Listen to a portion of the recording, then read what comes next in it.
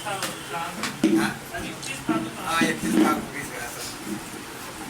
का शेयर तो 10,000 करोड़ और 80,000 करोड़ चलिए पहुंच गया तो इनकी मांग है जेपीसी कराए। ये जेपीसी का ये ना भाग्य अच्छा ये बताइए जेपीसी क्यों नहीं होने आप भी रहेंगे वो भी रहेंगे।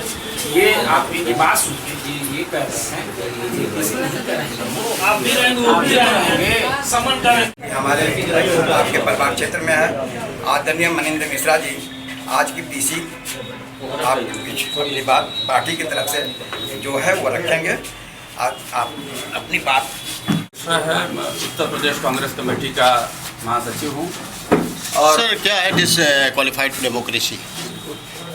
डिसक्वालिफाइड डेमोक्रेसी सीधे तौर पर जो राहुल गांधी जी की सदस्यता को डिसक्वालीफाई किया गया है, तो राहुल गांधी जी की निजी सदस्यता से डिसक्वालीफाई नहीं हुई है, बल्कि इस देश की डेमोक्रेसी डिसक्वालीफाई हुई है।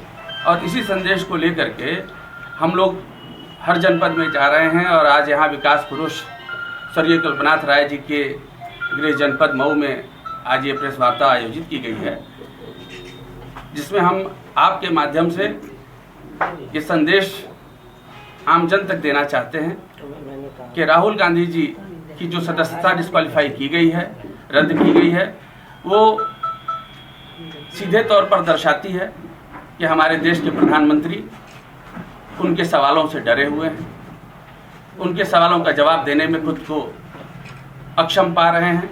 इसलिए उन्होंने जानबूझ करके आनन फानन में उनकी सदस्यता को डिस्क्वालीफाई करने का काम किया है।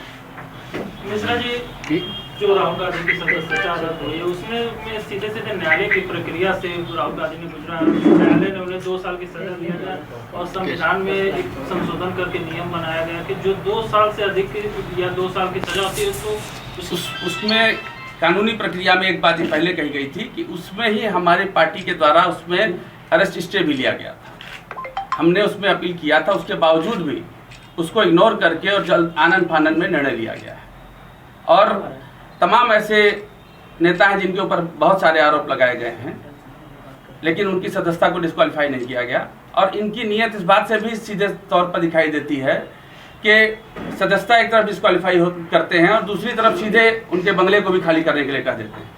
आपके देश में तमाम ऐसे नेता हैं, गुलाम नबी आज़ाद जी हैं, सुब्रमण्यम स्वामी जी हैं, तमाम ऐसे नेता हैं जो कि अपने पदों से पर नहीं हैं, बावजूद इसके उनके बंगले नहीं छीने गए। तो बंगला छीना जाना क्या आपको लगता नहीं है ऐसा कि एक बदले की कार्रवाई से किया हुआ काम है?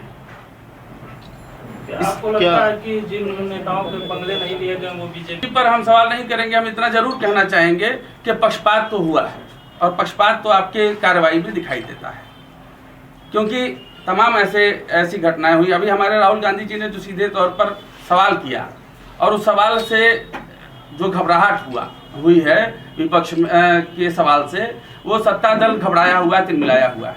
राहुल गांधी जी ने सवाल किया कि जब 60% इनका अडानी का शेयर गिर गया, बावजूद इसके क्या आपको ऐसी वो हो गई, कहां से आपने विदेश की जो शेल कंपनीज हैं उनके माध्यम से 20,000 करोड़ रुपए जो है उनको दिलाए गए और आपसे नाम पूछा जा रहा है, आप नाम बताने से भाग रहे हैं।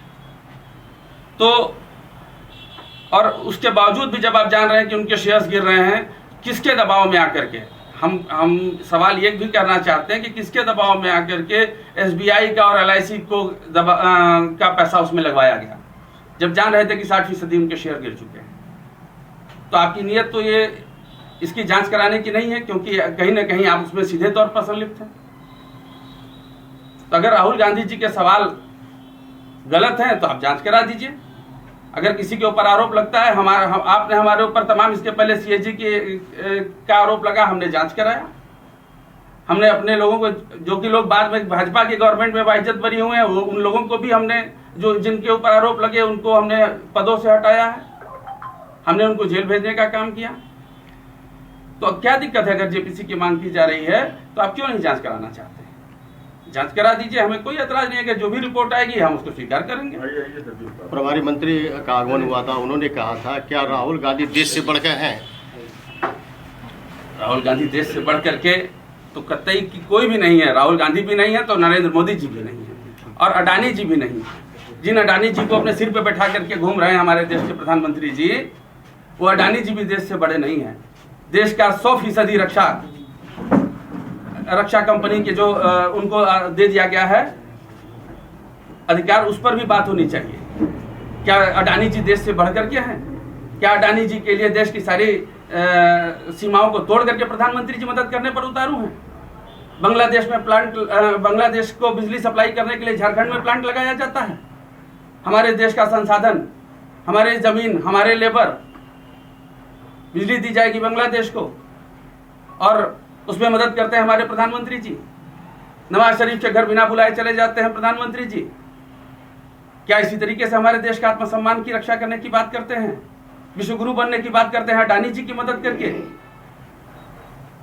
और अगर आप निष्पक्ष हैं, अगर आप ईमानदार हैं तो भागिए मत, आगे आइए, कहिए कि हाँ हमारे मित्र हैं अडानी और हम अगर वो गलत होंगे तो हम उनको सजा देंगे।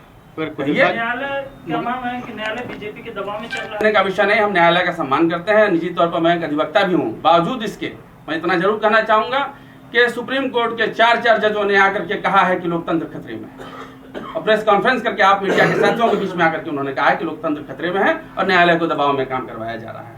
और जिन जज महोदय ने, क्षमा चाहता हूँ, जिन जज महोदय ने ये निर्णय दिया है उनको 2 दिन के अंदर पदोन्नति करके उनको जिला जज बनाया गया है।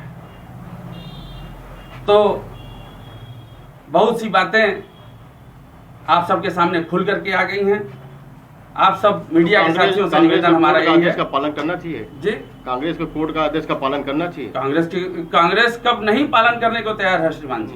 कांग्रेस ने हमेशा पालन किया। हमारे राहुल गांधी जी को अभी तो आपने कहा कि हम बंगला खाली करने के लिए कहे, हमने तुरंत जवाब दिया कि हम आपके दिए हुए तय सीमा के अंदर हम बंगला खाली कर देंगे। कोर्ट का भी जो प्रक्रिया जब कोर्ट ने बुलाया है, हमारे नेता गए हैं, हमारे नेता ने सवालों का जवाब दिया है। आगे भी हम कोर्ट में जाएंगे आगे, लेकिन उससे बढ़ करके उन सारी चीजों के बावजूद हम जनता की अदालत में जाने के लिए आए हैं, क्योंकि हम जनता के द्वारा चुने हुए लोग हैं। जनता के प्रति हमारी जवाबदेही भी है। आगे की रणनीति क्या होगी? आगे की रणनीति, पहली जो ये शुरुआत है, आज हम सब जनपदों में, सभी जनपदों में आप सबके माध्यम से अपनी बात नीचे रखने जा रहे हैं, जनता तक पहुंचाने जा रहे हैं।